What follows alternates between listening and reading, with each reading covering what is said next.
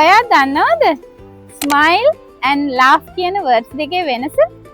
බලමු. අපි මේ word එකෙන් කියන්නේ ප්‍රීතිය, සතුට, මිත්‍රත්වය පිළිබඳ නිහඬ ප්‍රකාශනයක්. ඒ වගේම සැනසීම හෝ ආචාරශීලී බව සංඥා කරනවා. ඔයා මෙතනදී ශබ්ද නගා සිනාසෙන්නේ නැහැ. ඔයාගේ මුහුණෙන් lips move වෙලා නිහඬ සිනහවක් ඔයා කරනවා. උදාහරණයක් ගමු. She smiled when she saw the baby.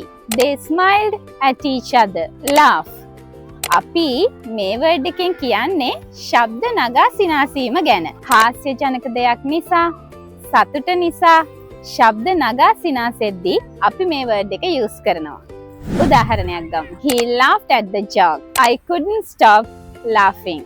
So remember, smile silent, laugh loud. Got it?